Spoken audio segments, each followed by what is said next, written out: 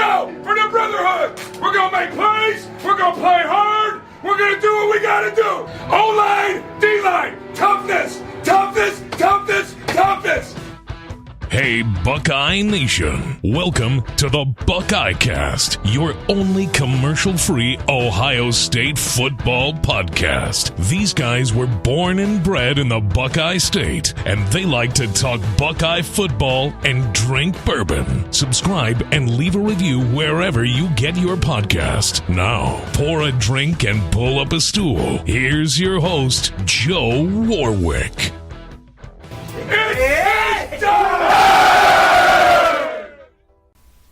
That's right, we are back. We missed you guys so much. We really appreciate you guys listening. And I got to tell you right now, I got to give a shout out to my guy. More than anyone else that listens, our guy, Tom Adelsberg. I got to give you a huge shout out. The guy he's in the hospital, just went in the other day. He's a loyal listener. He has visited our website many a time. He's the one that Jeff recommended that Denzel Ward shirt, the "You Got Barbecue" back there. Yeah. That shirt, okay. I made that for him initially, and then I put it on the site. So, Tom, we're thinking about you. Everybody, please, if you got a moment, just send him some positive vibes. Get well soon, and hopefully he gets out of the hospital quickly. Like I said, a loyal listener, a loyal fan. So I really wanted to point that out. In addition to Tom, in November, we had over 2,100 downloads of the show. 2,100. Okay. That's huge. That's fucking huge. I realize it's the last 4 weeks of the season, but that was insane. That was our best month ever. Hands down, easily, probably by 1,000, you know. So we really appreciate our listeners. Watch out, Rogan. Yeah, right. I was just going to say, Shawn, do you think me and you should start taking this a little more serious? Or at all. How about that? We got to find a starting point. I take it. So, yeah, pumped about that. I think the people are really digging the press conference episodes and things we've been cranking out, along with our quality content as a threesome we've been putting out. Yeah, so pumped about that, and let's quickly run through some bourbon talk. You guys got anything brewed up for the holiday season? Got something teed up that you want to crack open? You got anything, Shawn? I'm not sure. You know, you saw my stash a few weeks ago, and that is the plan over the holiday season to head down to Ohio and take one of those bottles, but I'm struggling over which one. Excuse me. The Willet or the Angels. The Willet's kind of a weird bottle, so I don't feel that travels as well. That's a good point. I'm kind of leaning against the Willet on that. So maybe the Eagle Rare or the Angel's Envy. Mm-hmm. Oh, you can't go wrong. I think the Angel's Envy, that's probably more of a traveling. I think I might leave that Eagle Rare traveling man at home. Yeah, at home for when you get home. It's also about what do you have easy access to? Have a little after a Buckeye win or loss, whatever, and then I'm hoping to take a nice pour after Michigan gets whipped. Oh, a little Schadenfreude. Yeah, so I feel like you got to have some, better than average shit for the occasion. I agree. I would recommend maybe some Johnny Blue for that one. That seems appropriate. Jeff, what do you got? You got something teed up? Broke open? No, just the same couple bottles I've had. Haven't gotten my hands on anything new yet. Need to do some looking around though, see if I can find some good selections. But there's not much around. I usually just stop by the liquor stores, and just check and see what they have. I don't put my name in anywhere. I don't have anything on reserve, so it's pretty hit and miss. I don't find a whole lot of special stuff. Yeah, it's really limited at most places, you know. I would say ABC, if the store you go to near your house ABC. is a normal ABC, they usually have a good bourbon selection lately. Like over the last couple of years, they've really increased it, and it's become like legit. So I would go there, and I would pick from something from the top 2 shelves, because you can find good shit for $30 a bottle, like 1792 Elijah Craig. I know that things like Angels is a little more pricey. But yeah, usually like around the $40. Yeah. I would say 30 to 40. You can find some good shit in there, man. Like 1792 is one of my favorites, and you can get that from any ABC. Woodford, obviously, we talked about, but yeah, I would pick from those top couple shelves. Once you start diving into those bottom 3, you're getting a little hairy. I got you. So, just my advice for the bourbon folk. You guys, I really wanted to ask you this because of the time of the season. You guys have any like Christmas traditions, whether it's a food or anything traditional that you do? You have anything, Shawn, that like a food or obviously bourbon is a part of the plan, but do you do anything or eat anything just particularly Christmas time? Well, I mean, I have my like family traditions where we're gonna, go to a family member's house and see a bunch of family I hadn't seen in a while, and eat a bunch of food. And yeah, the one food that I associate with that is the dish that we bring, which my mother-in-law makes for us. It's her egg rolls, which are just the bomb in my family. Yeah. Oh, I bet. My family murders them. Yep. Huh. Little East meets West kind of Christmas. I like it. So that's kind of been a staple for the last 20 years. I think one year we didn't bring it. My family was like, "What's going on, man?" Everybody pissed and shit This themselves. is some bullshit. Everybody's got their thing. My sister's got a green bean casserole. There you So go. and so's got this. And Yeah. Shawn, you bring me egg rolls, the lumpia, as we say in Cebu. Seems appropriate. Jeff, what about you? Bro, we really don't.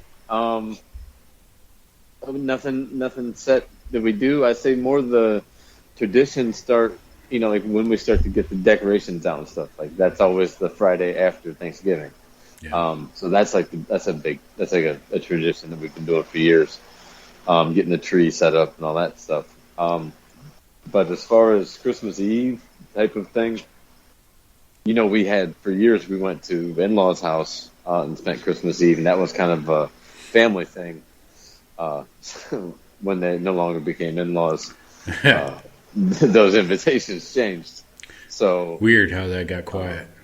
yeah. So we just kind of rolled with it, just roll with it, kind of do whatever Start your own whatever shit.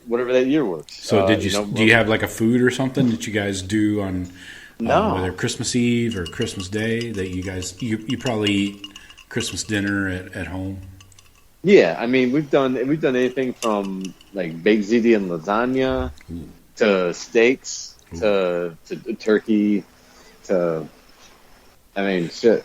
We made homemade pizzas one year on Christmas. Oh, great idea. Yeah, had everybody gets their own ball of dough, the whole thing, man. Toss Roll it in out. the air, hits the ceiling fan. I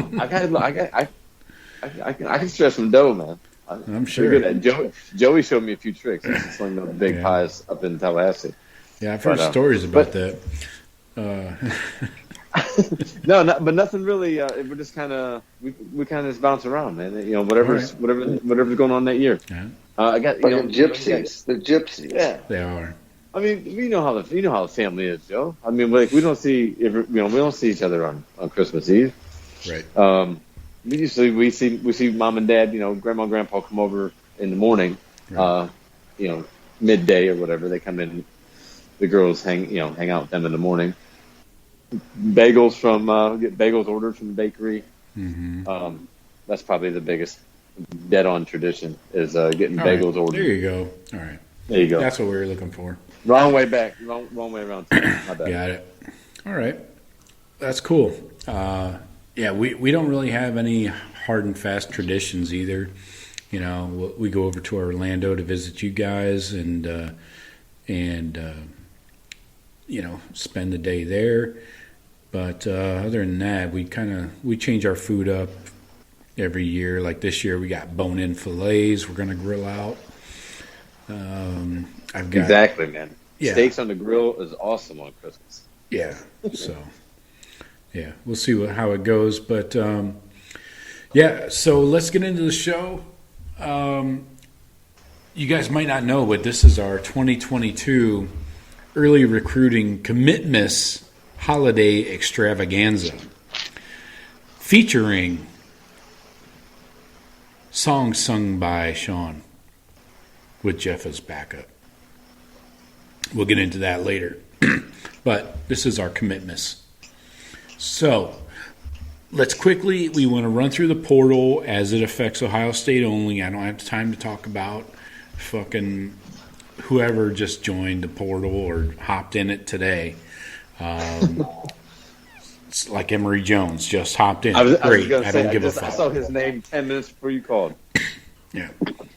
So there are literally thousands of people in there and probably a few hundred quality high-ranked players, you know, especially quarterbacks. So can't get into all of them.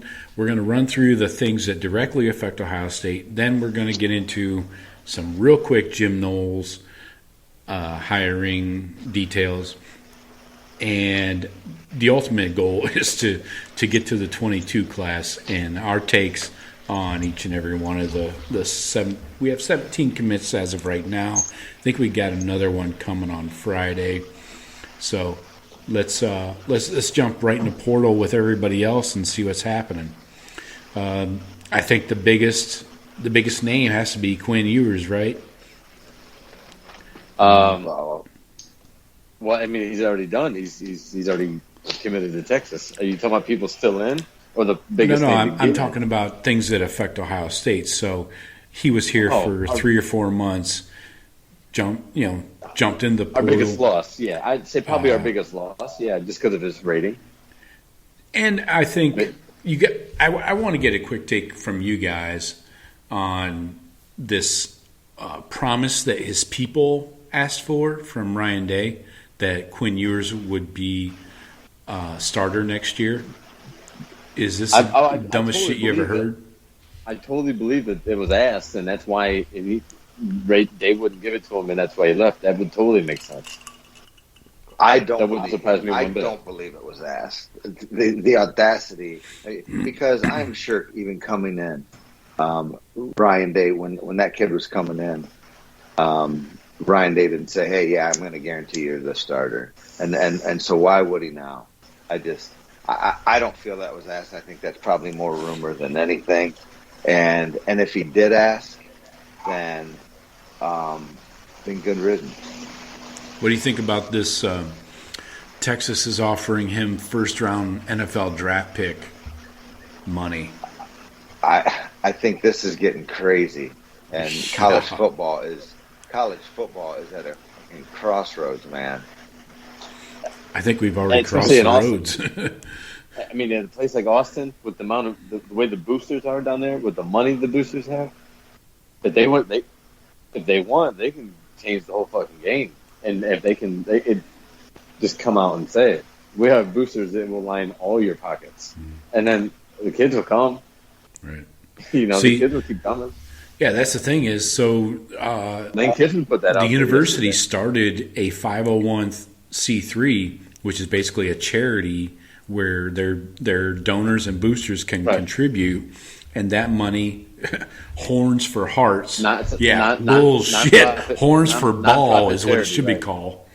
So it's basically a way for the university to funnel money, pay for play type schemes, which technically are illegal by the NCAA's very limited and very few rules that they have on this. I mean, and let me get to that. So this is why we're where we are nationally, is because the NCAA just passed the buck and totally disregarded this NIL shit. Washing their hands of it. Yeah, they and so now the NIL stuff is different in every state. You know, so you can do it differently in Texas versus Ohio. I mean, the NCAA has. I mean, they're like the dude that you just went up and slapped in the face and took his girlfriend. The NCAA is just standing there like, okay. I mean, they got like zero authority, zero anything, credibility. Right. I mean, what do they do exactly now? I don't even know what their role is. Yeah, if they try and investigate you like Miami and Kansas and other schools have shown, I'd say fuck you, dare me. I mean, come and investigate me. I'm not going to fucking turn over shit. Texas might be feeling that way right now. Texas, they met. You say they're through this charitable foundation, they're funneling money to these players for these outrageous or rising numbers. Yeah. They say, well, who the fuck's going to tell us different? The NCAA is toothless. So, yeah, we're just going to go. We're going to start doing it now. We're tired of losing.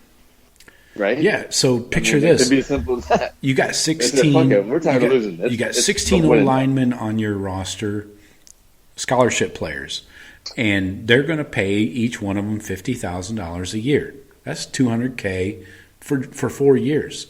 That's if they don't stay for 5. I mean, this shit's insane.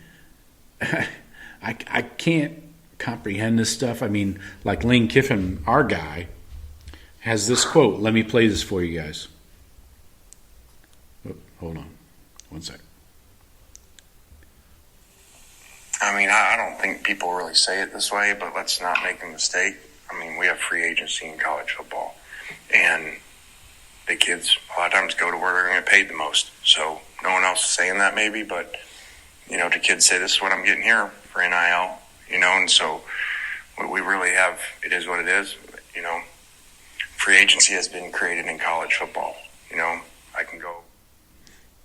There you go. I mean, and that's from 1 day ago.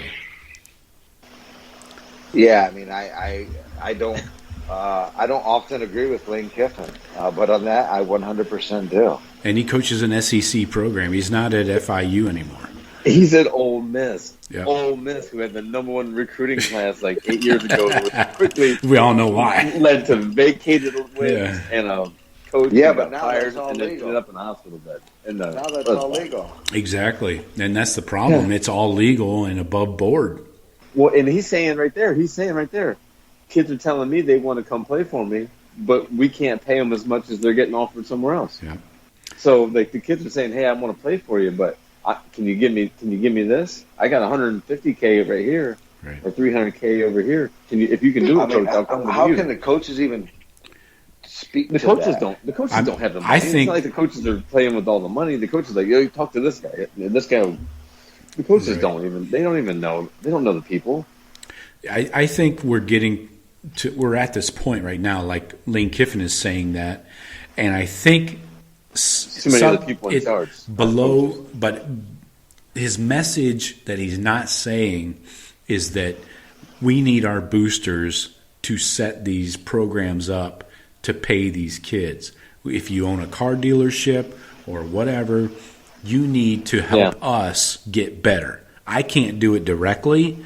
Same with Ohio. Like Ryan Day said the same shit today. We cannot legally get into the game of setting up deals. Now, we can help our players manage these deals from a tax and like educational point of view and be assistants, but we cannot set up these deals for the players. That's what Lane's saying. Like I said, it's different in every state. So I don't know what Texas is like. It seems like it's a wild, wild west out there. But for Ohio, as it pertains to us and the Buckeyes, I think Ryan Day's message, and same as Lane Kiffin, is this is a call to our boosters to put a program together and funnel money to the players. I know you can't say it's pay for play, but it kind of really is. I mean, come on. We're not really, who are we kidding here? So I think that Buckeye boosters have the money. It's just, will they get in the shit? You know? Which leads us to the compliance department, which is a huge department at Ohio State. Not sure it's so big at other schools like Ole Miss. Probably never was more than one person down there. I thought about this the other day when you brought it up, Joe. What you were about to say. Yeah, the size of the compliance department and how it's basically useless right now. Yeah, pretty much. Yeah. So maybe we transition these folks into more of a management of these deals, not necessarily setting up deals like agents, but helping the kids, maybe pointing them in the right direction without maybe pointing them, you know. I don't want Ohio State to be doing like some of the dirty scandalous type shit as far as like the just There's blatantly nothing dirty and scandalous. I don't know what is dirty anymore. But I mean, if wherever the line is drawn, I don't know. I mean, it is pretty ambiguous, all of it, because the NCAA there's a few guidelines. There's not really a lot of rules, right? There's certain things you can and cannot do. But it's pretty much figure it out yourselves. So I guess if you're left to figure it out yourself, you can't really be punished for what you do, right? But I don't know. It's some schools are going to ask for forgiveness after the fact. Yeah, you know. Sure. Ole Miss ask for forgiveness rather than permission. Yeah. So, but still, I don't feel right about crazy. But you're still going to have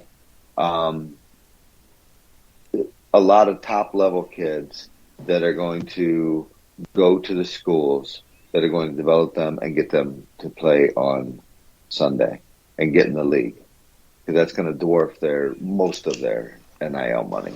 Some of the kids are going to get serious NIL money, but I mean, $50,000, that's a lot when you're 18. You're like, holy shit, I got a car and $50,000, but that ain't like the millions that you could make. So you're still going to have a number of serious kids. And a lot of these kids come from, well-to-do backgrounds to begin with. I would say Quinn Ewers is probably the one outlier to that argument, because he came from money. He wanted more, and he wanted his own. It sounded like he wants his own. He doesn't want his family's money. He couldn't get that in Texas. So he skipped his senior year. He left high school, went to Ohio where he could get the money, basically did nothing. We heard rumors of him being homesick. I mean, fucker was gone 3 or 4 months. He was four and a half months in Columbus, I think they said. If that. He missed he didn't show up till like end of August. Season started like Labor Day weekend, for Christ's sake. So, anyway. I wonder if he did do that just to get that money. But here's the other thing I don't understand. But he came up here for 4 months. And for $1 million bucks. $2 million, maybe. And so what? That was all up front, and he owes them nothing. He owes them nothing. These kids can just go somewhere, take $5 million bucks, and then jump down, and they're not contractually obligated for anything. And he got a fucking truck from Reichert Automotive there in Columbus.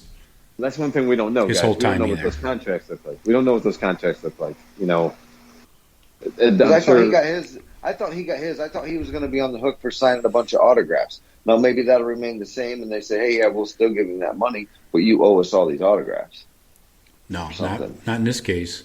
This was it was for the kombucha company that he got all the endorsement for. So it was 1 or 2 million. I've heard a fluctuation up to 3. Who knows? Which is a lot. Seems like a lot. And I think these companies and their marketing departments are going to rethink this and see how much money should we really throw at a freshman going into a big program where he's definitely not going to be the starter. Should we really throw $1 million at him? I'm not sure we're getting the ROI on this one.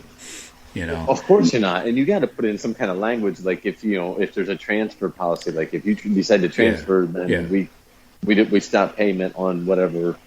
And like like Shawn said, maybe you recoup some of that, like from the kid or his family. I mean, fuck, I'm done calling these guys college athletes or student athletes.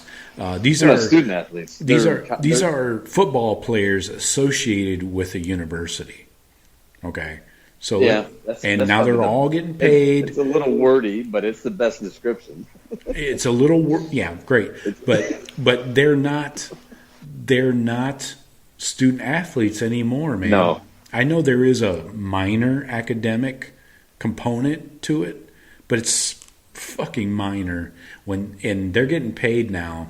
So I feel like all the gloves are off. I'm going to tell these kids, even the Ohio State players, when they're fucking up, hey, I don't care. You're taking money, you're getting paid to play, then you're open season, just like an NFL player. Yeah, and then maybe a little more. Maybe a little more information is brought to the media, so the fan base can be more well informed on what's going on. Because if these guys are taking money, maybe we can talk about, hey, so and so didn't play so well this week, or so and so had a disciplinary action, that's why he didn't play. Just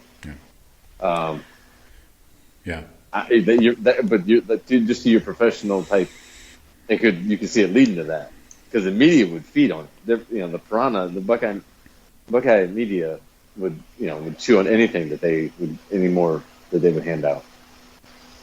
Yeah. I don't know. I don't like the kids, man. I don't know. I don't like kids. There's going to end up being some really bad stories of I need $300,000-$400,000. Kids that came from a hard place and start getting all this money, right? And then they go out and start doing some stupid things, right?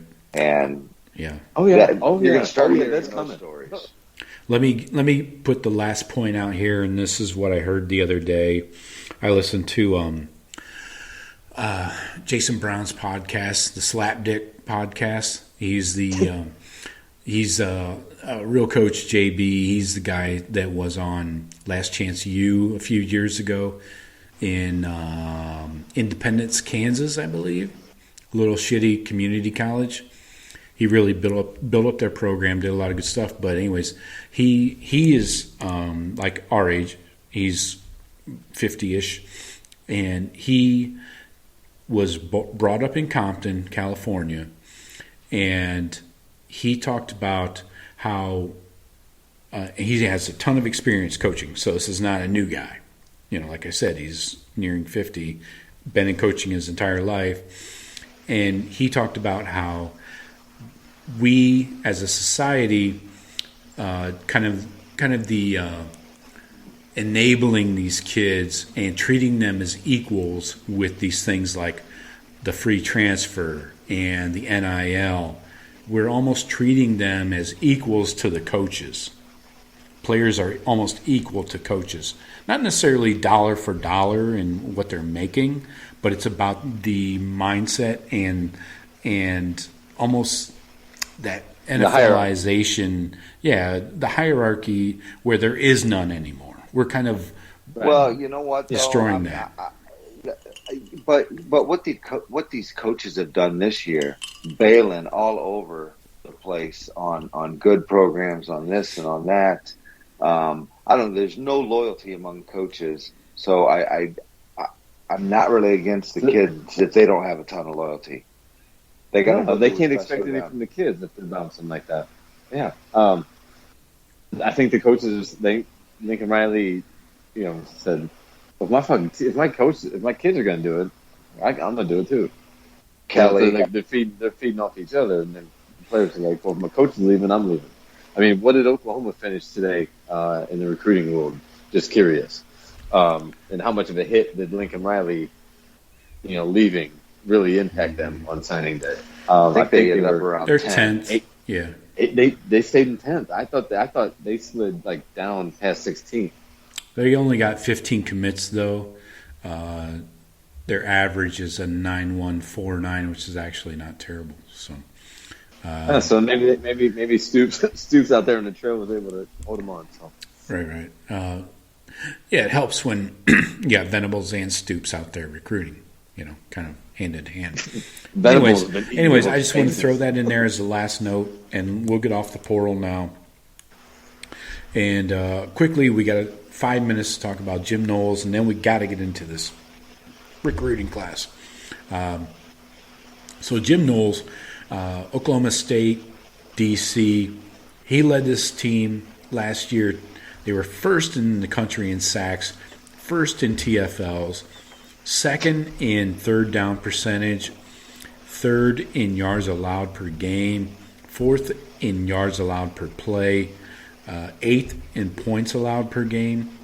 And I think this guy is a huge addition. He's a little different guy, smart guy from Cornell. He worked on Wall Street after Cornell before he got into college football. And I really like this guy. He's like in his, I want to say, early 50s. And I think he's going to bring, I don't know if he doesn't have any recruiting like reputation at all from what the Oklahoma State beat reporters say. So going to have to work on that. But he's here for scheme, and coaching. He also coaches linebackers. So that might put somebody on a hot seat, you think? I would think. Yeah. Might work. Might be okay with that. So if his weakness is the trail, then I think you probably want to figure out a way to keep Coombs on. Definitely. Yeah. My point would be, will Kerry Coombs stay? Well, he's been. The rumor is he's been told he has a spot at Ohio State. It's not going to be co-DC. Yeah. So he's going to take a bump back down, probably to secondary coach. But they want him. Right. But, so the loyalty's there. Like, wait, we want you, bro. It didn't work out where we had you. Seems like Barnes has to be the odd man out. Equipment manager. Yeah.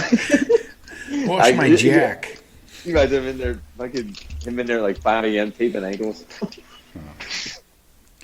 Coach, what the fuck is this? It's too tight, Coach. Jeez. If Kerry can stay on the recruiting trail and be as gun ho as he has always been at Ohio State, and there's no he doesn't lag off because there's ill will about his situation, and he's full. I'll take that. I'll take a super knowledgeable guy working on schemes in the office. Well, Kerry Coombs is lighting the world on fire, in high schools. The only thing is, that's almost like the best of both worlds. You know what I mean? If we have a guy for the scheme, we got Kerry for the rah-rah. Definitely. And then the only thing is, I don't know how else the rest of that staff shake out. I know Larry Johnson's obviously staying, but Al Washington at linebacker. We have Matt Barnes. Barnes called the defense at the end of the year. Who's calling the defense now? Is Knowles in the press box type of D coordinator calling the defense, or he's a sideline guy at Oklahoma State? He's definitely calling it. Yep. So if you need Coombs recruiting, is Barnes the one that's kind of odd man out? I don't know. I think Barnes is an up and comer, and I think Ryan Day says, Gene, we're gonna need a little bit more. I know we needed some for Jim, but we're gonna need a little bit more. We need to keep an extra coach on staff. We're gonna be an analyst. We need to bring people in. Well, that's the thing. We're right now. Like their total payroll. Right now, we're at 11 coaches. You can't have that. 10's the limit.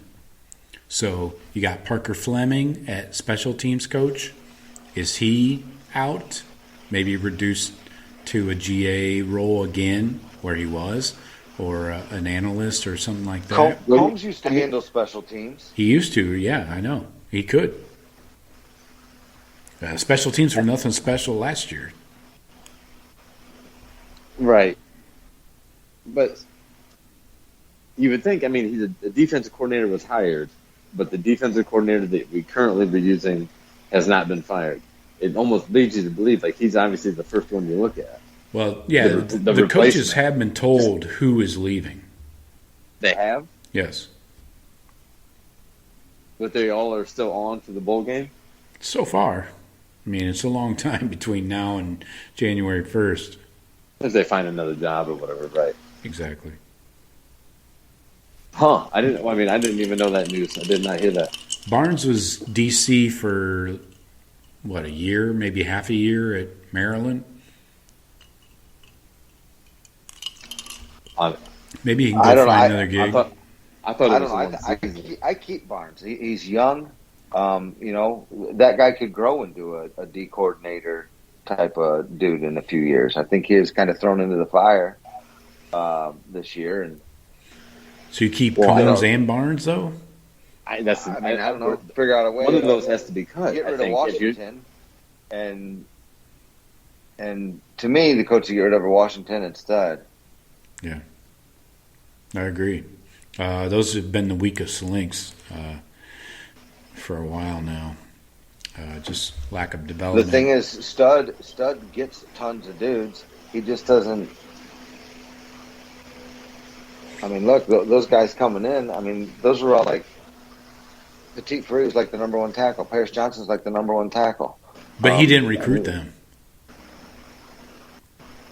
He didn't recruit those guys. Shiano recruited NPF over here in Tampa, and Paris Johnson was a Urban Meyer recruit, actually. And Ryan Day. They just got the guys to say, "Hey, we're gonna go show you your new coach. Follow us." And then they brought him over to Stud and said, "Here, Stud. Here's you. Yeah. Here's the guys we got for you." Put Kerry Combs on the O-line coach. Get those guys fired up, just killing people all game long. I want an aggressive O-line. That'd be nice. Yeah, I'm down with that. Maybe a couple of guys that are like real assholes, like in real life, like they're just mean people. Right. Those fuckers make millions of dollars in the NFL. Yeah. The mean fuckers are just always mean. That's the delicate balance, though, is you got to be able to recruit too, which means being a nice guy in the living rooms. These recruits and sweet talking parents. But at the same time, I'm not sure Stud has either.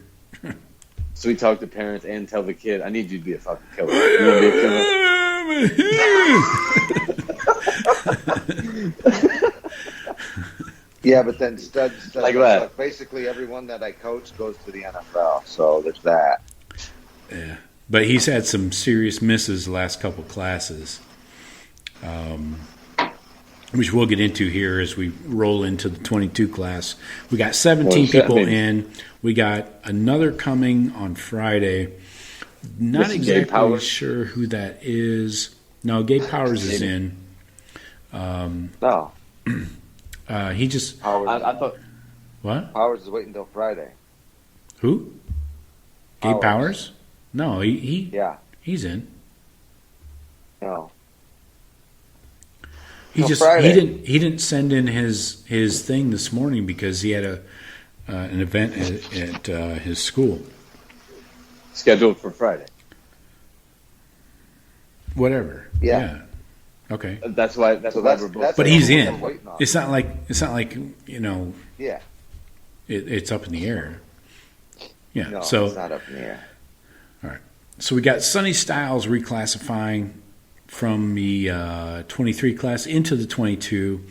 Please, everybody calm down. Let's not freak out. This is not a Quinn Ewers NIL situation. This is strictly a guy that is way above his ability for his high school. And he actually has said that he accepts not playing his first year. So he'll definitely be redshirted. Maybe he'll get on the field 4 games in special teams kind of roles, unless shit really goes sideways on the defense. But let's get him in here with Coach Mick, get his body. Let's decide where the hell he's going to play, because this kid could play anywhere, man. He could be an I edge think- rusher. He could be Yes. a fucking outside linebacker. He could be a deep safety. The kid can play it all. And his dad was okay at football too. His dad was a killer. His dad was one of them killers. Yeah. Like that we need on campus. Yeah, he's legit, bro. I think it's like he's playing a new level of football because the level he was playing at, it wasn't fair. So he's like, I got to get to college. We got to get this going. And Yeah, keeping that mindset of not being I need to get in the starting lineup kind of thing or crack the two deep as a freshman is key, I think, in the kid's mindset. I see. I don't know because guess what? Sonny Styles is going to come in and he's going to bust his ass and try and make the two deep, and he's hoping that he can. But yeah, he's just being humble enough to saying, "Hey, but I get it. It's Ohio State, and I know there's some dudes here." But I don't think he's coming in with a defeatist attitude, like I'm going to get redshirted my first year. If he's coming in with like, "Yeah, I'm going to get redshirted," then I don't know. I don't like that fucking attitude. I think he is accepting that because we got Josh Proctor coming back. Is he going to come back? Yeah, he's Is he injured. eligible? Yeah, he's injured the entire year. Yeah, he's definitely got another year, Well, even if I it's was- a COVID year. At Well, least. I was just wondering. I was just hoping that he was coming back to us. Oh, he's not going anywhere. What are you talking about? I wouldn't think so, man. I was hoping he, I was just, because some people get some of those transfers are just dudes that come off injury. They don't want to go back to their same team, so they're just going back to us. Proctor? Josh No, I'm not- Proctor? no. And I'm not isn't he talking from about him in Oklahoma? particular. Like he could flip to Oklahoma or something. I was just Oh, asking fuck. the question. I don't know. I'm not saying I know any information on that. No. I'm glad to hear that he's coming back to us. That's all. That's He was just injured, man. He broke his fucking leg. He had a compound fracture on the goddamn field. That's all. He's back. Yeah. He'll be back. I hope he's back 100% before the season. Who knows?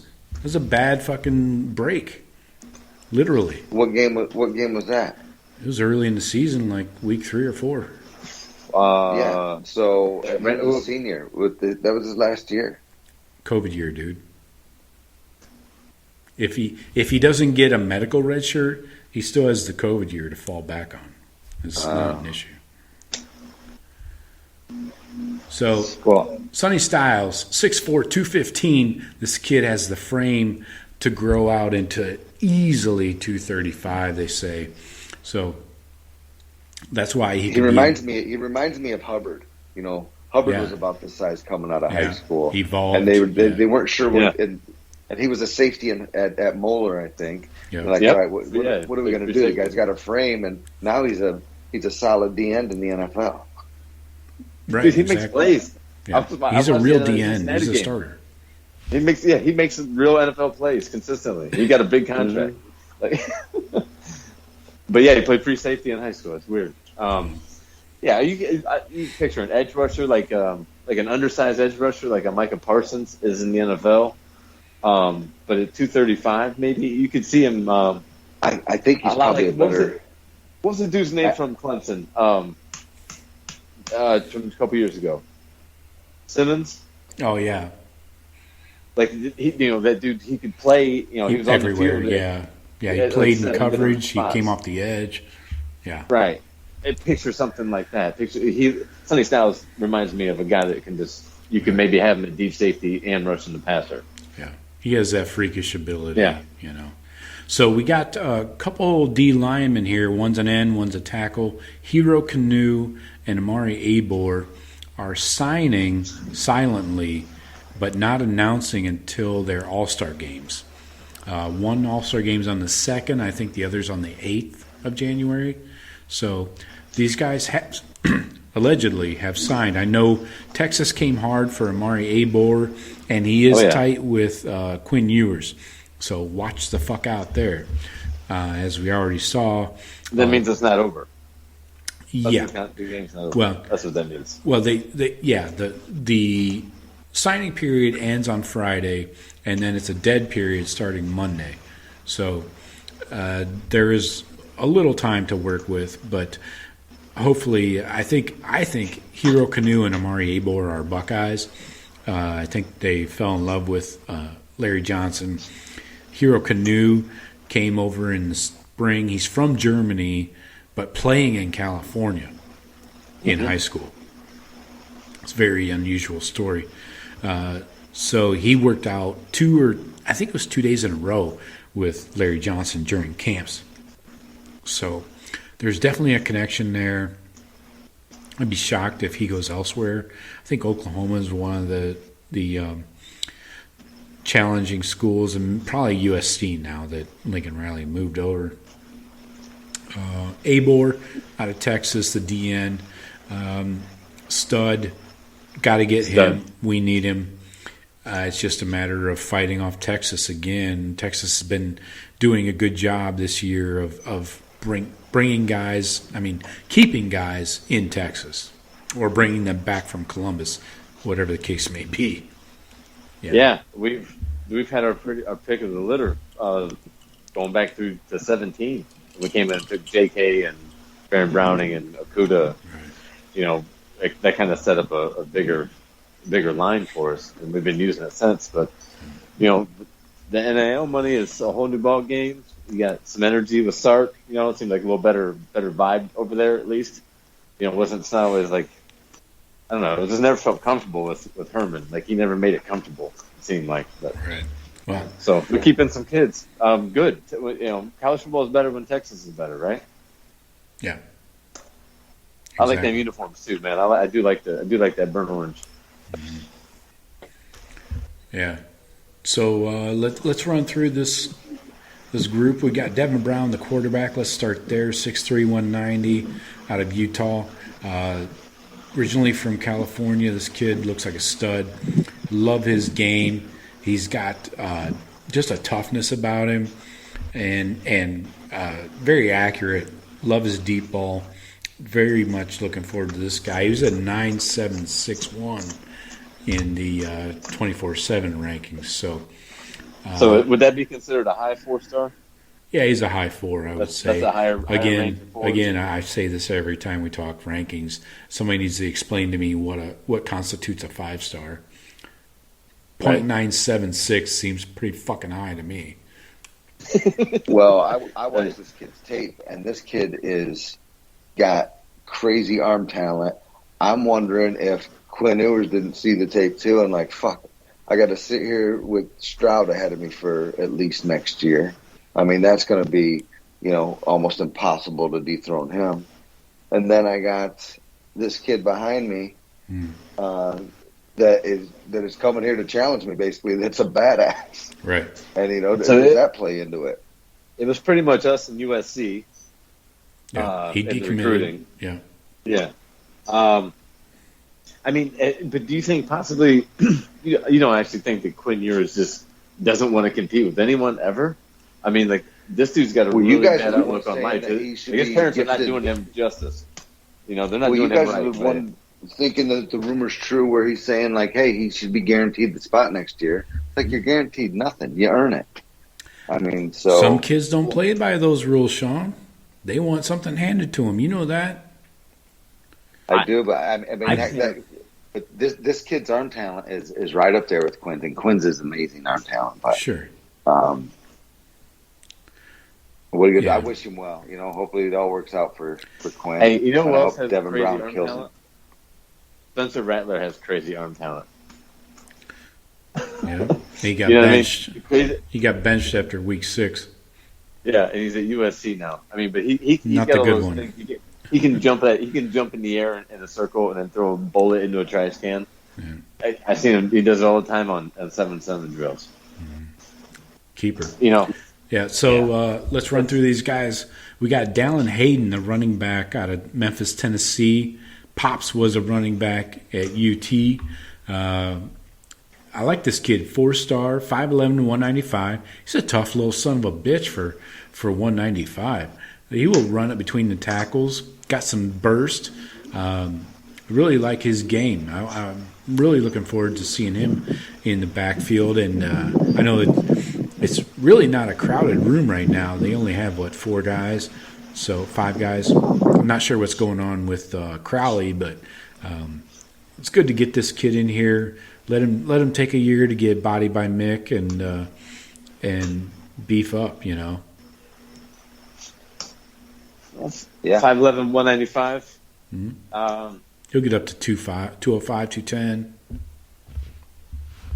Yeah, I mean, he's gonna. I mean, obviously, we got 2 more years of Trey Henderson, barring injuries, which would delay that maybe. But and Evan Pryor's right in behind him. But Mayan Williams, we look for one of those.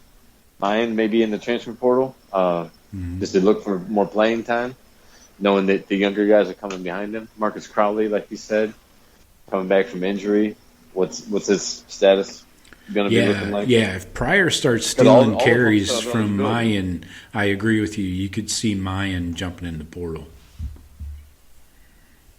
You never know. That decision could be made right after the bowl game. I think that second week of January, we're going to get, there's going to be some clarity on a lot of people starting to look,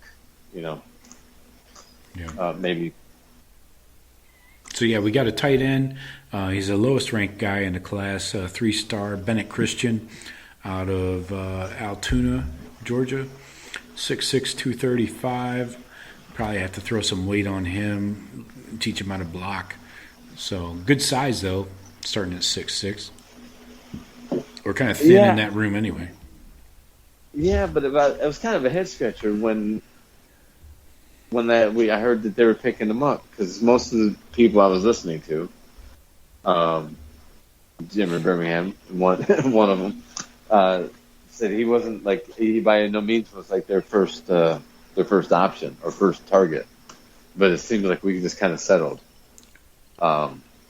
He was like a fallback option if a couple of things didn't work out. So we failed to again land a high level tight end, but we're not going to get too many of those with our offense. Well, I don't know. I think our guys liked him. He jumped on board early. He jumped on in September of sure. He got that offer. He's like, "Yep, I'll take that." Sure. That's what I'm saying. Maybe we could. I wish we could maybe secured one of those higher kids. We don't offer kids we don't like that much that early. I don't think so. I'm gonna that's trust true. That's true on too. This one and think that they saw something that they think's pretty good. Right. So wide receivers, we got 4 more coming in. We got 2 Calebs, a Keon, and a Kojo. They're all about the same. Calebs, man. They're all like the same guy, Calebs. though. They're all the same, like 6 foot, 5'11", 165 to 190 range. But they're all highly ranked. I mean, I'm not taking anything away from their ratings. 97 to 94 is nothing to sneeze at. So you got Caleb Burton out of Lake Travis, 6 foot 165. Caleb Brown out of Chicago. Not a lot of Chicago, Ohio State players coming in lately. 5'11", 177. Keon Graves. Those are both top 100 guys, by the way. Oh, yeah. And Keon Graves is just outside the top 100 at a 9.559 at 6 foot 175. And then Kojo coming out of Sewanee, Georgia, where we've been known to take a person or two. National 146 guy. I think he's the toughest son of a bitch out of all of them, honestly. I heard a lot of hype when we got him in last summer when he verbaled, shortly after one of the camps, I think, and they said this is a huge get for Brian Hartline. I mean, you know what though? Anybody Hartline takes, I'm like excited about. I'm just like, okay, do what you do, Hartline. Right. Yeah, I mean they're 4 of the top 25 in the country. Yeah.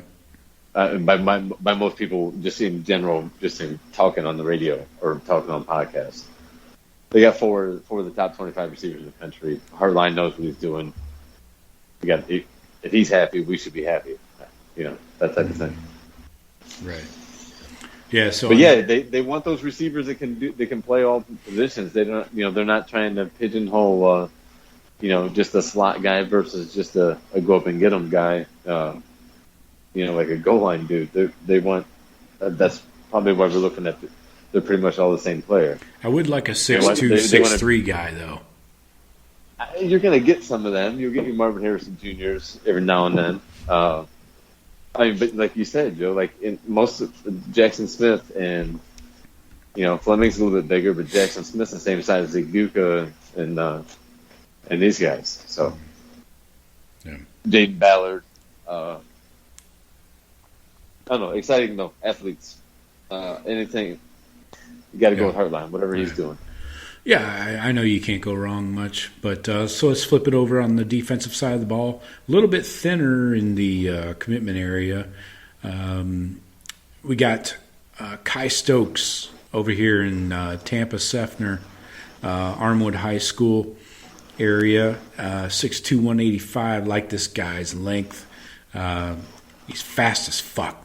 This guy, I really like him at safety, man.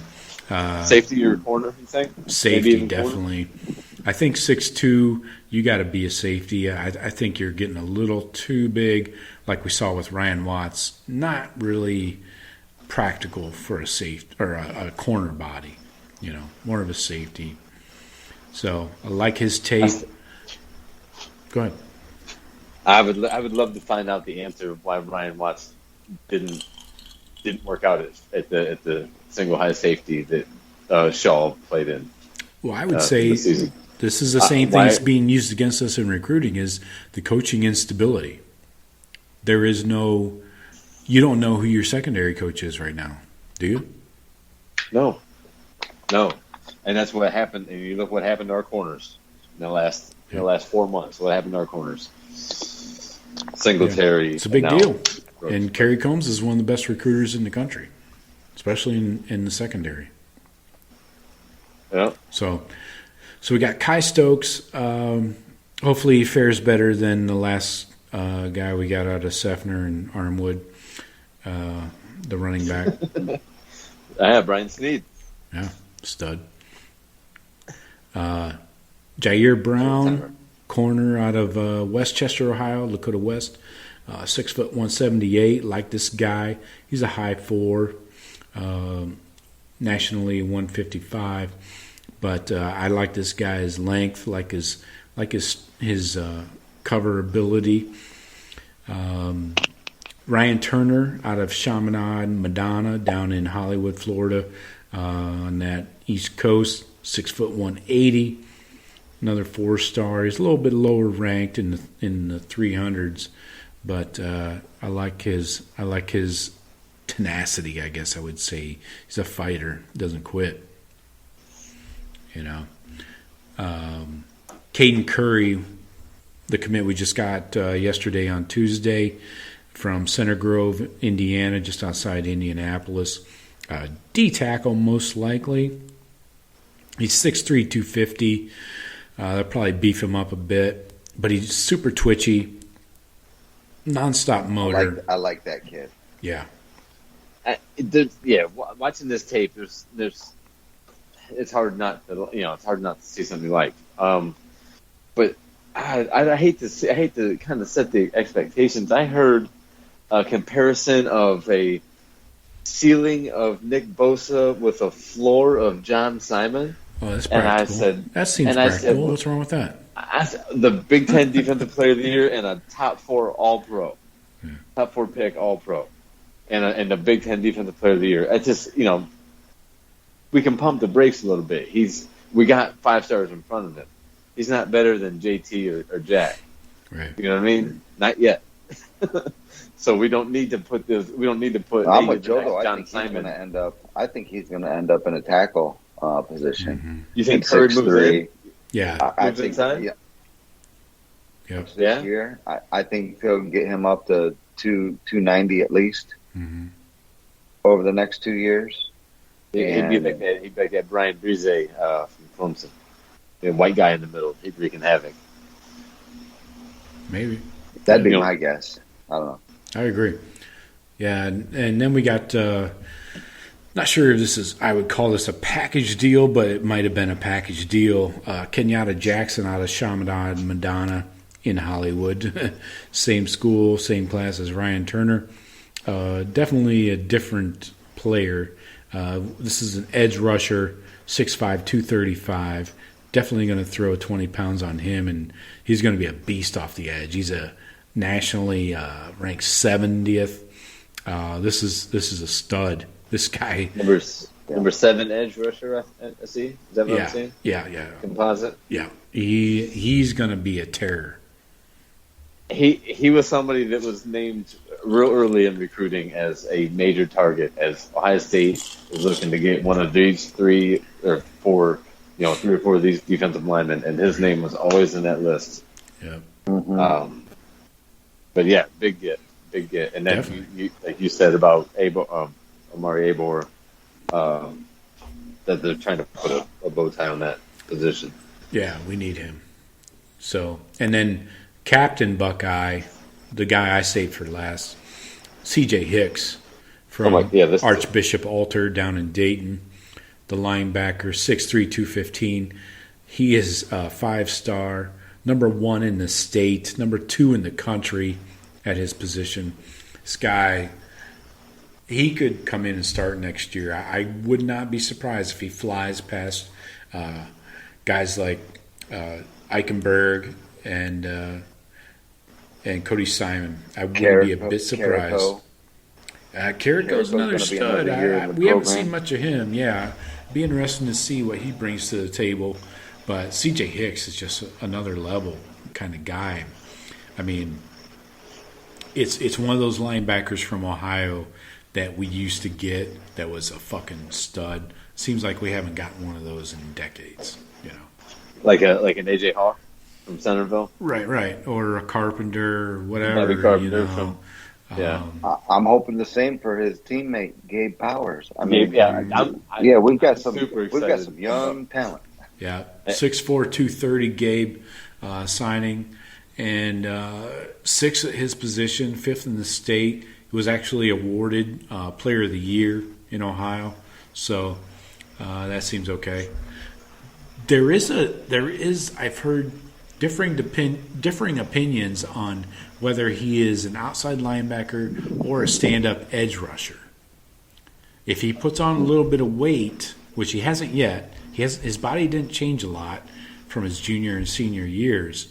I mean, he changed baby fat into muscle, but he didn't gain a lot of weight in the process, So there's a lot of talk of maybe he comes in and is that Jack/Leo position in Jim Knowles' defense, a stand-up edge rusher on the weak side. A 230 or so pound, 220, 225, 235 pound outside linebacker that'll edge rush. Yeah. There's a lot of speculation about that. We'll see how he.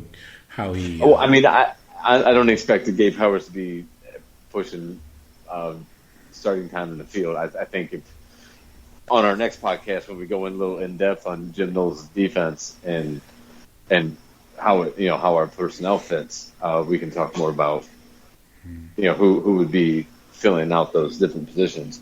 I think Gabe Howard is a year away from playing for sure. Yeah, I did forget about I'm super excited about him and Hicks. I could definitely see Hicks on the field freshman year. Definitely at least special teams, but then pushing playing time probably as the season goes on. Right.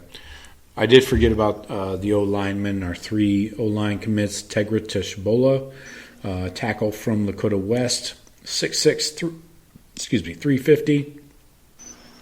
Nationally, he's a 114. Been committed for a long time. Yeah. It might have been the first. Yeah, he was up there in this class. Yeah. Then George Fitzpatrick from Englewood, Colorado, 6'6", 285. He's a 4-star. Question there is the level of competition. Not some high-end high school ball out in Colorado. And then Avery Henry, the 6'6", 305, 3-star from St. Clairsville, Ohio. Not ranked at all nationally, FYI. Yeah.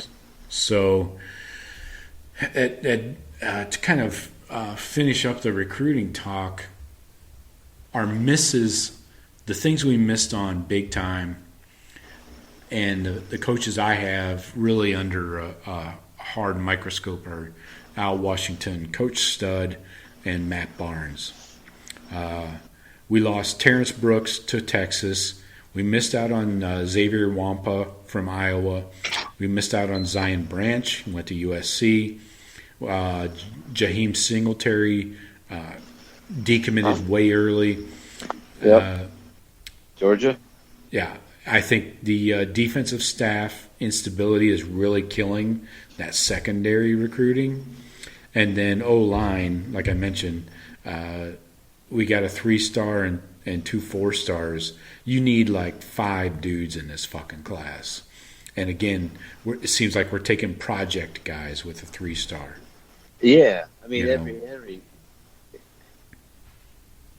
43rd best in the state. So they know 42 other offensive tackles that they would put in front of him. Mm-hmm. Yeah, he's not even ranked nationally, dude. That could just be too that he's not, he's from the town like maybe like our hometown where you just don't go to camps and you don't have access to being noticed more. Or I think when you got a guy like that, maybe he's a mauler. It's a project. You see the frame, you're like, okay, let's get him in here. Maybe we can teach him right. But he's got the frame and the athletic ability we want. Can we coach him up? Can we get him to the next level? And with Stud there, good luck. Yeah, that's the challenge. I mean, Ryan Day actually did us a service and went deep into the scholarship numbers they expect at every position. So let me run through it real quick as we're talking about O-line depth. QB, how the personnel department looks at it. Yeah, QB they want 4, running back 5, wide receiver 11, tight ends 5, O-line 16. Keep that in mind. That's key. That's 3 deep plus 1.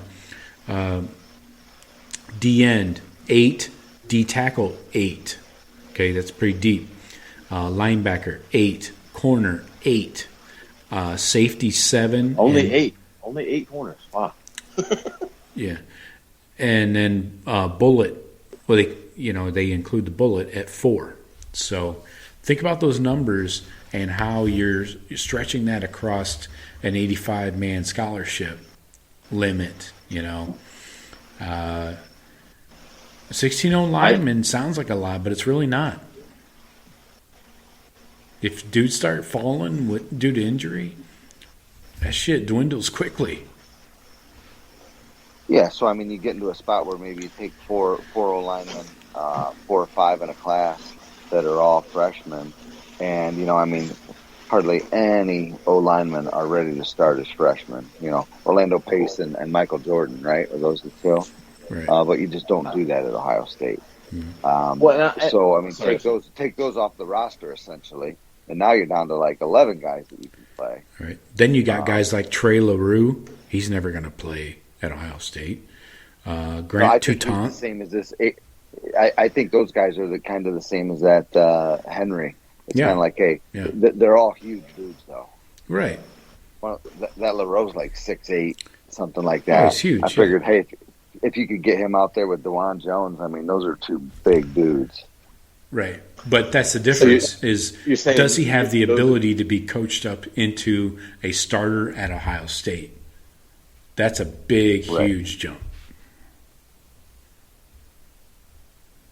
No doubt. So this is one of my issues. That's why I call Stud another weak spot.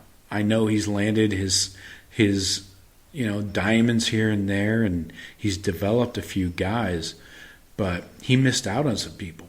I mean, and not to mention the defensive staff, on the secondary especially. The fucking names and the ranked dudes they missed out on. Yeah, but it's a different ballgame, especially with this NIL, and look, everybody misses out on dudes.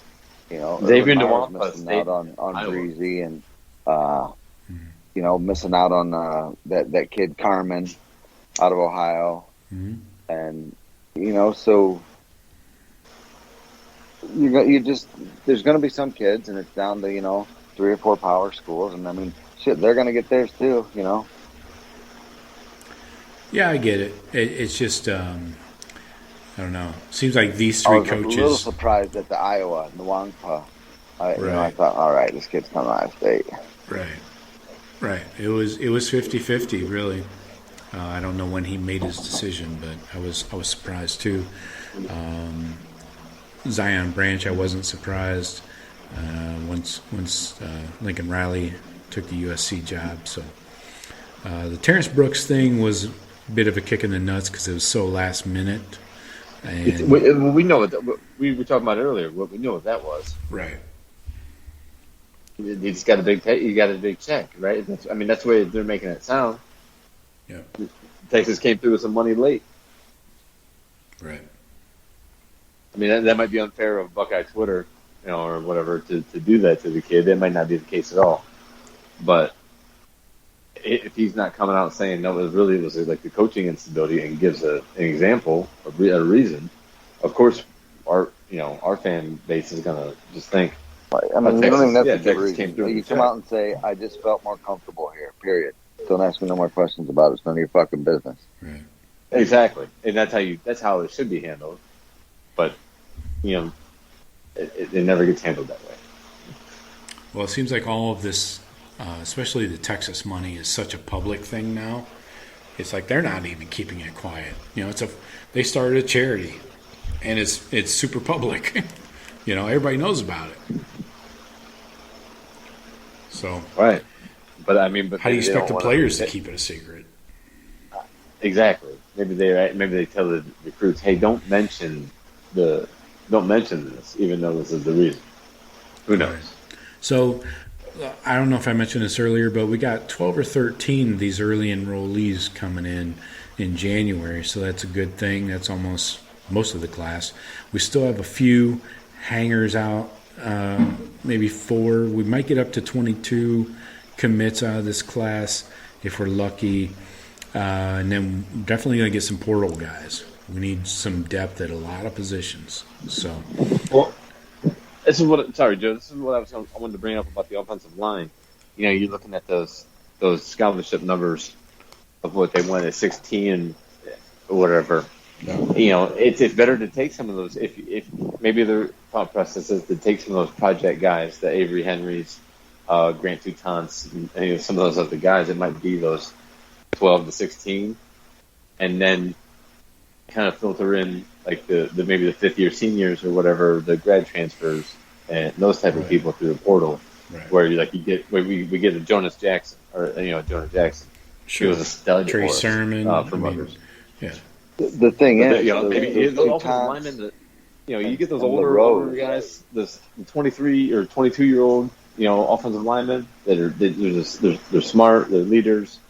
And then have the project guys coming along, but then you're just rolling in along with your high recruits, and then you sprinkle in a few portal guys year to year. Yeah. That seems offensive line is a safe way to go in a portal.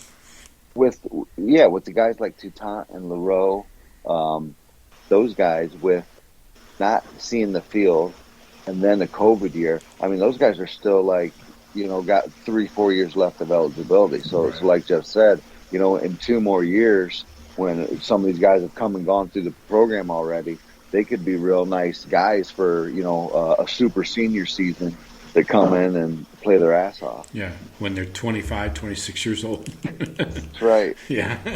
Well, I'm fine with that. I got no problem with it if they can get the job done. Sometimes those offensive linemen are what you need. Just the super smart guys that can hold. You got a talent left tackle, and you got a pro at right guard. You've been in mixed gym for 5 years. Together. Yeah, exactly. But we still have. Our offensive line coming back this year's. Our starting lineup's loaded. They're. Yeah. I'm super pleased with what we have coming back. Our What do depth we have is- coming the back? depth is the question. Well, yeah, that's not all concrete and set in stone. We'll see what NPF does. Mumford's definitely gone. I'm assuming him gone. So- I'm assuming MPF leaves. I'm assuming MPF and Mumford are gone.